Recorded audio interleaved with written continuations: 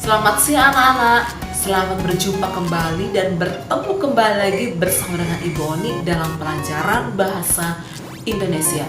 Ya, anak-anak Ibu, tidak henti-hentinya Ibu selalu menyapa anak-anak Ibu kelas 6B dan 6C. Semoga anak-anak Ibu yang ada di rumah masih dalam keadaan sehat, semangat dalam belajar dan selalu bersukacita ya. Nah, anak-anak Ibu silakan kita mempersiapkan diri dan pikiran kita, hati kita juga untuk belajar bahasa Indonesia. Dan kali ini kita akan belajar pada buku tema 4 ya, globalisasi. Dan kita masuk ke dalam subtema yang pertama. Dan hari ini anak-anak kita akan belajar materi kita tentang struktur teks eksplanasi. Ya, sekali lagi struktur teks eksplanasi.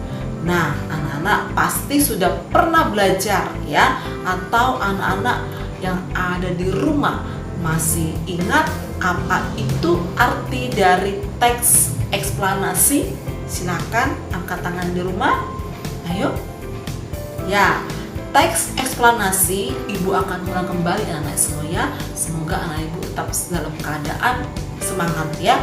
Teks eksplanasi adalah teks yang menjelaskan proses terjadinya fenomena, baik itu fenomena alam, sosial maupun budaya.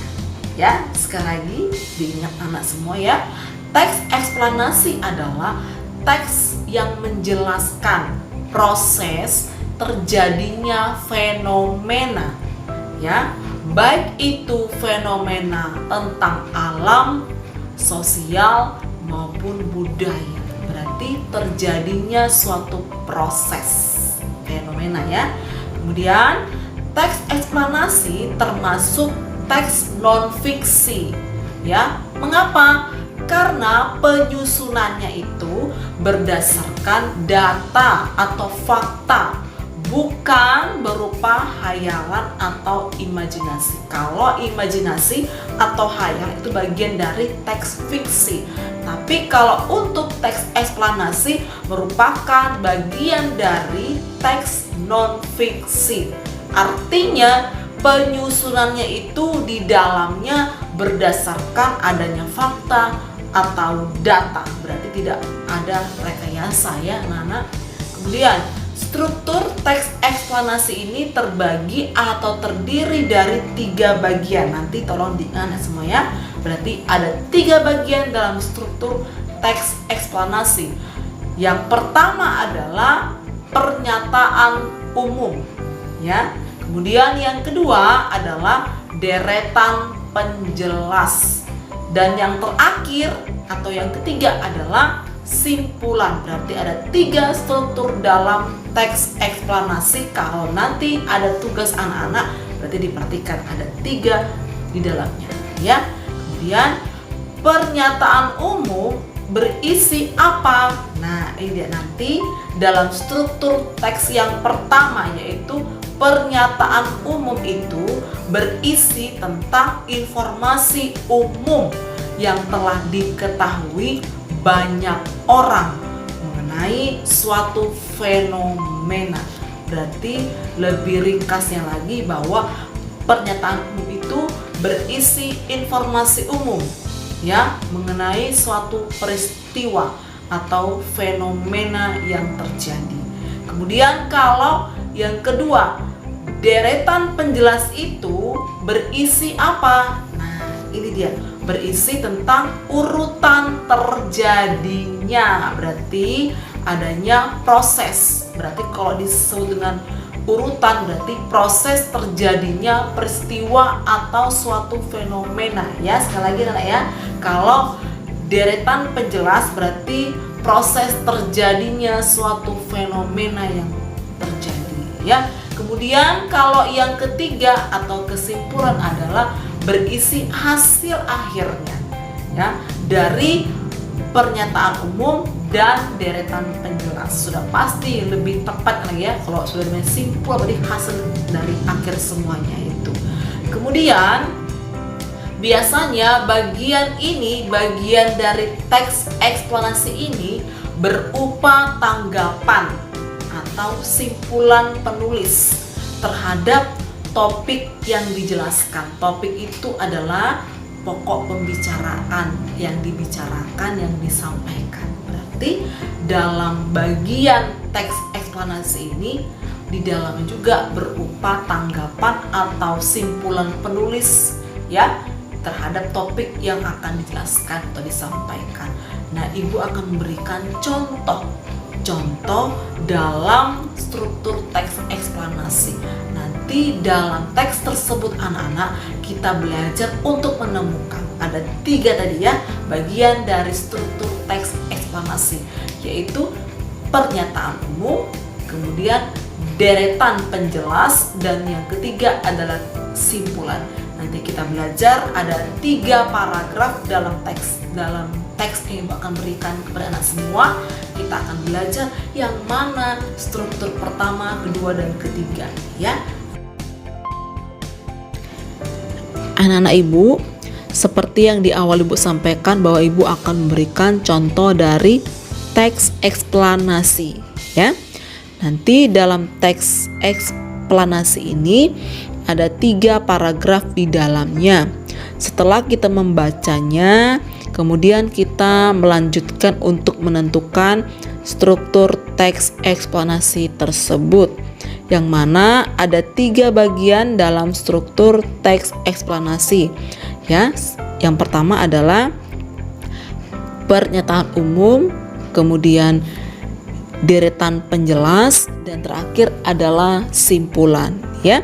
Silakan anak-anak perhatikan contoh teks eksplanasi dan Ibu akan membacakannya dengan judul Kompor Komnet Kompor Tanpa Api.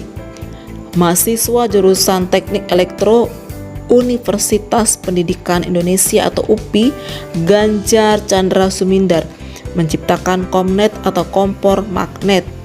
Komnet tidak menghasilkan api, melainkan hanya dapat memanaskan material bersifat magnetik. Pegangan alat masak tidak akan menjadi panas jika menggunakan komnet, meskipun alat masak terbuat dari logam. Kertas yang diletakkan di atas komnet pun tidak akan terbakar. Komnet otomatis akan mati ketika alat masak diangkat dari atasnya. Kemudian ada 2 jenis pemanasan pada komnet, yaitu panas dan hangat. Pemanasan tersebut dapat diatur sesuai kebutuhan. Panas dalam komnet dihasilkan melalui listrik dalam komnet yang menciptakan induksi elektromagnetik. Agar lebih cepat panas, tungku pada komnet terbuat dari bahan keramik. Kemudian yang terakhir ya, komnet buatan Ganjar diklaim hemat daya dan murah karena kompor ini hanya memerlukan daya 300 watt dan dijual dengan harga Rp700.000 hingga Rp1.500.000. Selain itu, komnet juga mudah, aman, dan nyaman untuk digunakan. Nah, itu dia ya. Ada 3 paragraf dalam contoh teks eksplanasi. Sekarang kita masuk dalam bagaimana cara membuat atau menulis pernyataan umumnya, kemudian data penjelasnya, dan simpulan. Masuk ke paragraf pertama.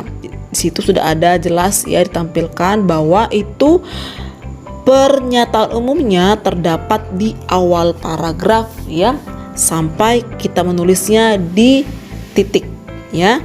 Mahasiswa jurusan Teknik Elektro Universitas Pendidikan Indonesia atau UPI Ganjar Chandra Sumindar menciptakan komnet kompor magnet. Itu pernyataan umumnya. Kemudian yang berikutnya adalah deretan penjelasnya. Jadi adalah kalimat selanjutnya apa? Nah, itu dia bagian dari deretan penjelasnya. Bunyinya adalah komnet tidak menghasilkan api, melainkan hanya dapat memanaskan material bersifat magnetik. Kemudian simpulannya, nah ini dia ya. Komnet otomatis akan mati ketika alat masak diangkat dari atasnya. Itu juga masih ada dalam paragraf pertama ya, di akhir kalimat tersebut. Makanya disalin dengan simpulan. Kemudian paragraf keduanya untuk pernyataan umumnya. Ada dua jenis pemanasan pada Komnet, yaitu panas dan hangat, sama ya, terdapat juga di awal paragraf. Kemudian deretan penjelasnya berarti itu kalimat selanjutnya ya, atau yang lebih tepatnya tadi artinya adalah proses terjadinya peristiwa, kan gitu ya. Bunyinya adalah panas dalam Komnet dihasilkan melalui listrik dalam Komnet yang menciptakan induksi elektromagnetik. Itu bagian dari yang deretan penjelas. Kemudian simpulannya, ini dia ya. Agar lebih cepat panas, tungku pada Komnet terbuat dari bahan keramik, sama juga ya, terdapat di akhir ya, hasil akhir dari teks tersebut. Kemudian yang ketiga, paragraf ketiga untuk pernyataan umumnya, sama juga di awal paragraf ya. Bunyinya adalah Komnet buatan Ganjar diklaim hemat daya dan murah. Dia tidak perlu sampai titik, tidak perlu ya, karena masih ada kalimat kelanjutannya, ada kata karena. Nah, dari kata karena itu sampai titik itu masuk ke deretan penjelasnya, karena dia adalah menjelaskan ada satu proses terjadinya atau peristiwa dalam fenomena yang terjadi, kan gitu ya. Berarti bunyi kalimatnya adalah karena kompor ini hanya memerlukan daya 300 watt dan dijual dengan harga Rp700.000 hingga Rp1.500.000, itu masuk ke deretan penjelasnya. Kemudian terakhir adalah simpulan, adalah Komnet juga mudah, aman, dan nyaman untuk digunakan, terdapat di akhir dalam teks tersebut untuk paragraf ketiga ya. Nah anak-anak, demikian materi Ibu pada hari ini, struktur teks eksplanasi beserta dengan contohnya. Nanti kita akan bertemu lagi, berjumpa lagi pada pertemuan berikutnya. Pesan Ibu sama anak-anak semua, semangat dalam belajar, selalu jaga kesehatan, dan senantiasa bersukacita ya. Terima kasih anak-anak Ibu. Silakan anak-anak menjaga diri dengan baik. Selamat siang dan sampai jumpa.